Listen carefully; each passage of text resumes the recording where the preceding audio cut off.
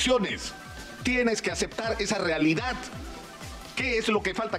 ¿Cuál es el capítulo que viene? ¿El golpe de Estado? ¿La anulación de las elecciones? ¿Sobre qué sustento? Nunca lo había visto tan molesto, tan desencajado, tan colorado. ¿Por qué será? ¿Qué le habrán ofrecido, Nicolás? ¿Canal 7? Pero no, ya se entregó Lúcar a los brazos de Pedro Castillo o de Cerrón o de ambos, como alguna vez se entregó a los brazos de Hugo Blanco. Igualito. Hola amigos, ¿qué tal? Beto Ortiz arremetió contra Nicolás Lúcar luego de que el conductor de Radio Exitosa lance duras críticas contra Keiko Fujimori. Le pida que acepte su derrota y deje de dilatar las elecciones y pedir un posible golpe de Estado. Además, Beto advirtió a los dueños de la radio que tengan mucho cuidado con Lúcar. Vamos a ver todos los detalles aquí en mi canal Perú.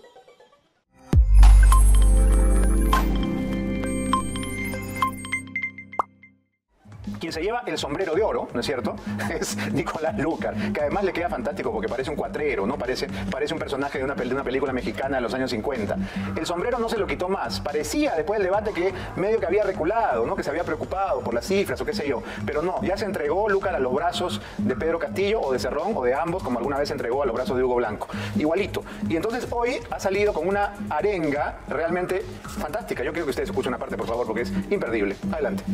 Cualquier otra circunstancia, esto hubiera significado el reconocimiento de que Pedro Castillo ganó las elecciones, aunque por escaso margen, pero ganó las elecciones. La señora Keiko Fujimori decidió promover un clima de pánico en el país, vendiéndole a los peruanos que una victoria electoral de Pedro Castillo sería no un eventual, un seguro salto al vacío. Que el comunismo, el terrorismo, la imposición de una dictadura comunista, el desastre, la expropiación, la prohibición de importaciones iban a imponer en el Perú y nos íbamos a parecer algo igual o peor que Venezuela. Y para eso necesitaba ayuda de algunos medios. Y le han mandado gente a la casa del señor Piero Corbeto y del presidente del Jurado Nacional de Elecciones manifestantes para acusarlos de fraude. Y esto es lamentable porque esto no debería estar ocurriendo. No debería estar ocurriendo. Fujimori, Keiko, perdiste las elecciones.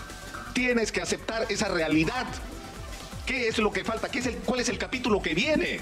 ¿El golpe de Estado? ¿La anulación de las elecciones? ¿Sobre qué sustento? Bien molesto está, ¿no? Nunca lo había visto tan molesto, tan desencajado, tan colorado. ¿Por qué será? ¿Qué le habrán ofrecido, Nicolás? ¿Canal 7? ¿Radio Televisión Peruana? ¿O le habrán ofrecido una inyección de capital a su radio Exitosa? Porque claro, en esa radio el único que sabe algo de comunicaciones es Lúcar, ¿no? Entonces para él sería pan comido hacerse de toda la radio completa. Porque don Capuñay falleció y ahí el que sigue es Lúcar. Y los que conocemos a Lúcar sabemos que donde él pone el ojo, pone la bala. Cuidado, familia Capuñay, cuidado. Suave con Lúcar. Te digo nomás, te aviso nomás por si acaso. Cuando está haciendo estos méritos con el supuesto nuevo gobierno, chao. Yo que fuera Capuñay estaría recontra preocupado. Pero en fin. El día de ayer, a las 3:19 de la tarde, la Oficina Nacional de Procesos Electorales dio por terminado el conteo de votos de las elecciones producidas el 6 de junio, dando como resultado 44.058 votos a favor de Pedro Castillo por encima de los que obtuvo Keiko Fujimori. En cualquier otra circunstancia, esto hubiera significado el reconocimiento de que Pedro Castillo ganó las elecciones, aunque por escaso margen, pero ganó las elecciones. Y este resultado lo sabía la señora Keiko Fujimori desde el lunes 7 de junio en la mañana. Y fue allí, conociendo este resultado, porque sabía que si el proceso de conteo de votos llegaba de manera natural a su final, el ganador era Pedro Castillo, lo sabía, decidió hacer tres cosas. Primero, promover un clima de pánico en el país, vendiéndole a los peruanos que una victoria electoral de Pedro Castillo sería no un eventual, un seguro salto al vacío. Que el comunismo, el terrorismo, la imposición de una dictadura comunista, el desastre, la expropiación, la prohibición de importaciones iban a imponer en el Perú y nos íbamos a parecer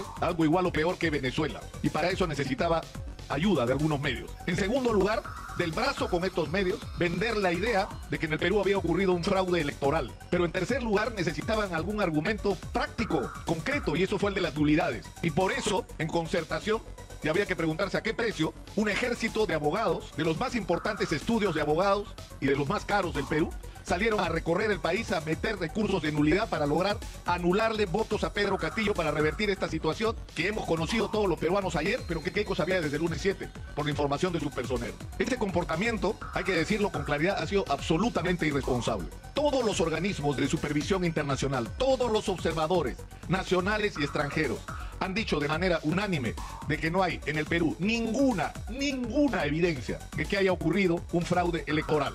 No lo han dicho los amigos ideológicos del profesor Pedro Castillo de su partido, no señor. Lo ha dicho la misión de observadores de la OEA, que cuestionó la elección de Evo Morales. Lo ha dicho la Unión Europea, lo ha dicho la Asociación de Organismos Electorales de América Latina. Lo han dicho las delegaciones de diversos países que no son comunistas que han observado estas elecciones. Lo ha dicho Transparencia Internacional y ayer lo ha reiterado la Defensoría del Pueblo del Perú, de cuya independencia a estas alturas nadie debería dudar. Afirmamos, dice la Defensoría, de manera categórica, que durante la supervisión electoral realizada por nuestra institución a lo largo del proceso electoral no se ha advertido de parte de las autoridades electorales ningún intento de alterar la voluntad popular. Y le han mandado gente, casa del señor Piero Corbeto y del presidente del Jurado Nacional de Elecciones, manifestantes para acusarlos de fraude. Y esto es lamentable porque esto no debería estar ocurriendo. No debería estar ocurriendo. Pero ha ocurrido una cosa más grave aún. Cuando presentan las nulidades se dan cuenta que no les alcanza el tiempo, porque hay reglas para todo proceso electoral y que el tiempo vencía el miércoles a las 8 de la noche.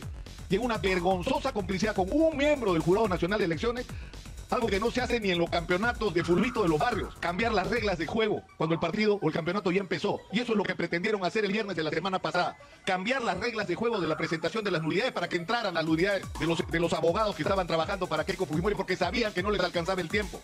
Y lamentablemente arrastró al conjunto de miembros del Jurado Nacional de Elecciones, que felizmente horas después rectificaron esta postura que fue criticada incluso por los observadores internacionales. La situación en la que estamos ahora es que, según el portal Ojo Público, es una de las organizaciones de investigación periodística más serias que hay en el Perú, el 86% de las nulidades han sido presentadas fuera de tiempo, no fuera de hora, fuera de día. La mayor parte han sido entregadas el día jueves e incluso hasta el día sábado, cuando sabían que no tenía ningún sentido presentarla porque estaban totalmente fuera de plazo. Pero de estas, las que han sido admitidas, porque fueron presentadas dentro del tiempo que marca la ley, ninguna, escúchenlo bien, ha sido declarada admisible, porque ninguna ha acreditado ninguna prueba que evidencie que en alguna mesa en el Perú se ha producido el fraude que ellos sostienen que se supone ocurrió.